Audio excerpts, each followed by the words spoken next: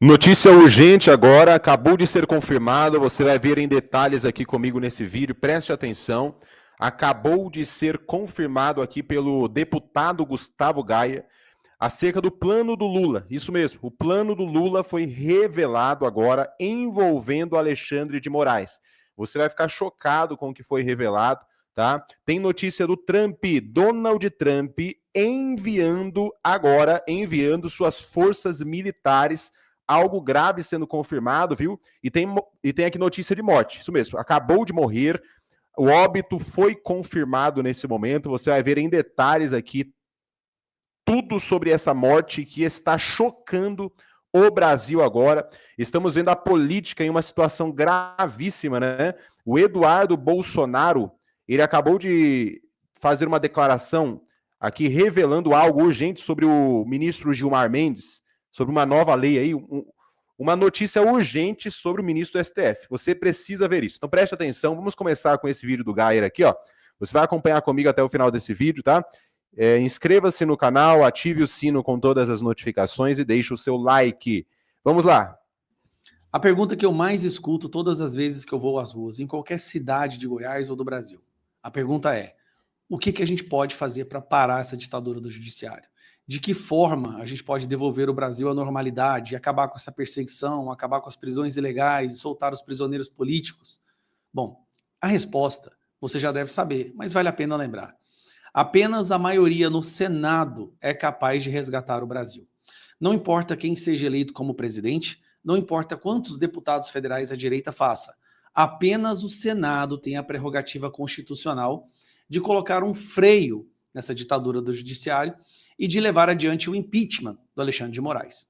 E não basta ter uma maioriazinha simples, não. Hoje nós temos 41 senadores favoráveis ao impeachment do Alexandre de Moraes, porém o presidente da casa, o Alcolumbre, o protege. Inclusive, muito provavelmente virá a ser também mais um sancionado.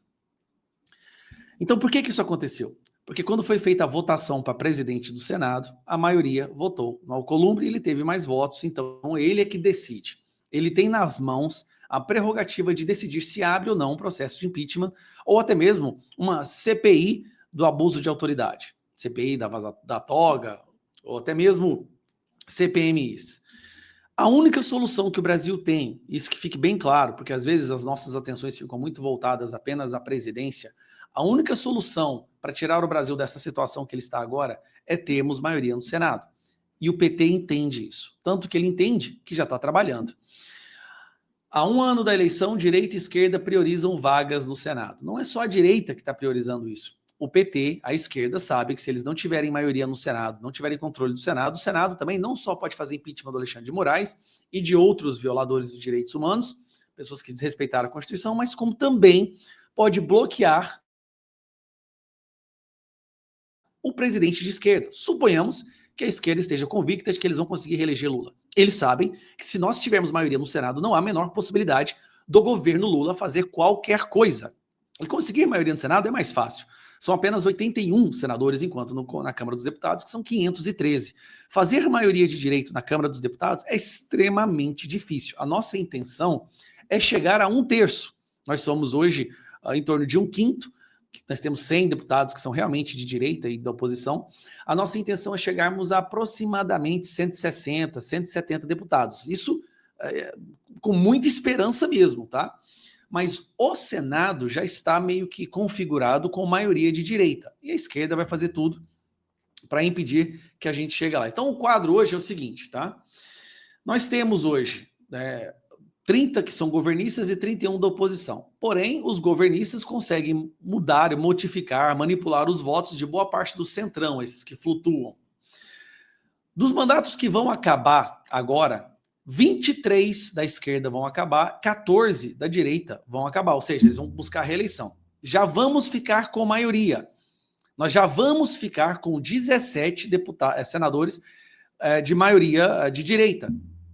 E eles vão perder 23 cadeiras. São essas cadeiras que a gente tem que disputar.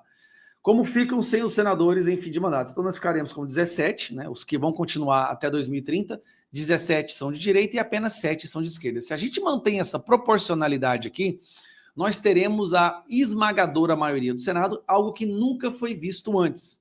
A situação é tão desastrosa para a esquerda, que o Lula está colocando metade dos ministros para disputar eleições. Então, olha só a quantidade que vão para Senado.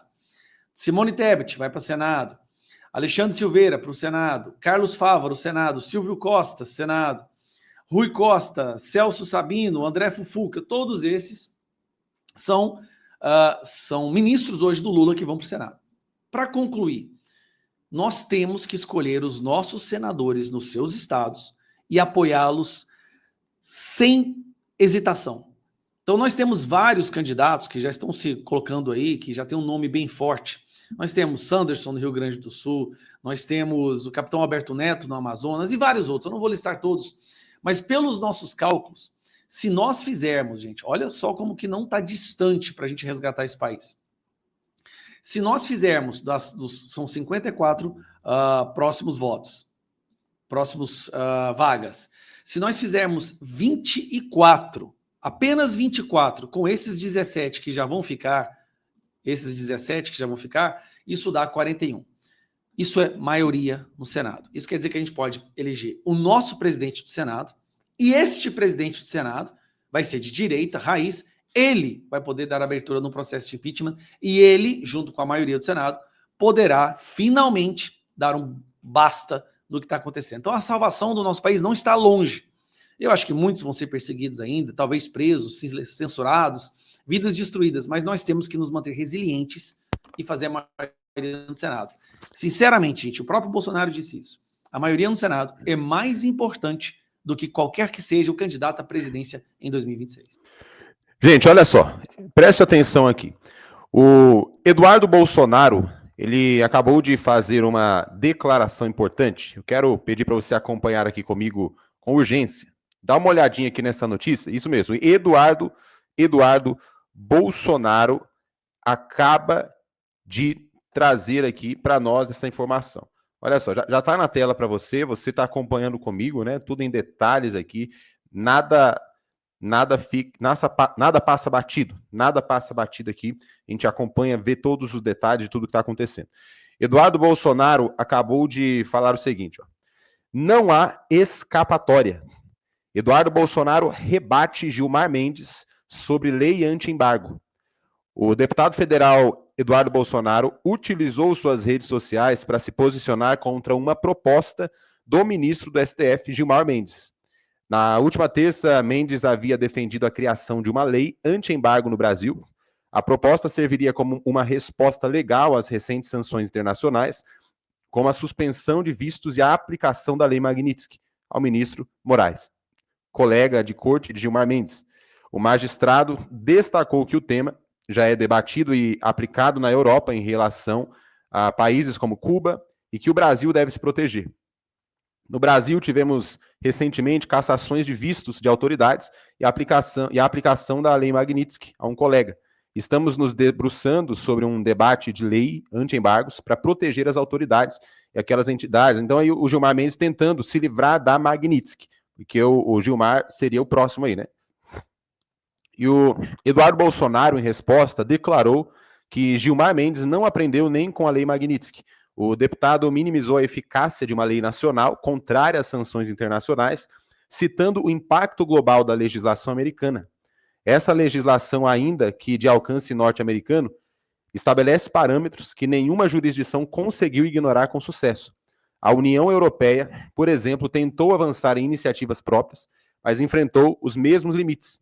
A realidade é clara, não há escapatória para a lei Magnitsky, argumentou. Inclusive, gente, já está saindo informações aí de a qualquer momento, né, o Moraes ficando sem rede social, né, rede social bloqueada por causa da Magnitsky, também ficando sem WhatsApp, sem acesso à rede social, e o Gilmar Mendes sendo atingido pela Magnitsky, né, e novas punições, aí uma pressão grandiosa, né, uma pressão aí muito grande em cima dos ministros do STF por parte dos Estados Unidos. Então, Eduardo Bolsonaro falando que não tem como fugir da Magnitsky, né? E aí, qual é os seus comentários? Quais são os seus comentários sobre tudo que está acontecendo? Tem a notícia aqui, gente, de uma morte, óbito confirmado nesse momento. Quero pedir para você prestar atenção aqui É você que está acompanhando aqui, ó, vou colocar a notícia na tela, óbito confirmado, uma tragédia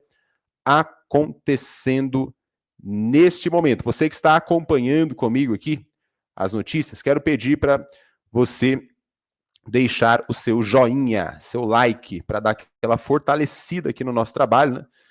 A gente prossegue aí sempre com as informações para vocês. E também nesse mês das crianças, contribua com uma oferta missionária. As informações, a chave está na tela. Deus te recompensará. Olha só, gente, vamos lá. Acabou de sair aqui a notícia, né? Notícia é uma tragédia, promessa da ginástica brasileira morre aos 20 anos em acidente. O Guilherme Augusto não resistiu aos ferimentos em um acidente de moto. Tá aí na tela. O ginasta Guilherme Augusto, de 20 anos, atleta do Clube Pinheiros, morreu nessa sexta, após se envolver em um acidente de moto. A informação foi confirmada pela Confederação Brasileira de Ginástica e pelo Clube Paulista. Ele era especialista em barras paralelas e cavalo com alça. Ele acumulava títulos importantes no currículo, como o Pan-Americano Juvenil, Jogos Sul-Americanos, vários campeonatos aí, várias vitórias, né? E faleceu aí, veio a óbito, né? Não resistiu aos ferimentos após um acidente de moto. Então, fica aí nossos sentimentos a toda a família, né? E Deus venha confortar os corações. A gente tá vendo aí toda essa tragédia acontecendo, muita gente indo embora. Vamos nos apegar com Deus, né, gente? Vamos ficar firme aí com Deus. Vai comentando, vai deixando os seus comentários sobre a política brasileira. E aí, quem você acha, né? O que você acha que vai acontecer com Bolsonaro? O que você acha que vai acontecer com Lula, com Moraes? Vai deixando os seus comentários aqui. Eu tenho outras informações para falar com vocês no próximo vídeo, por isso fique ligado que a qualquer momento eu volto.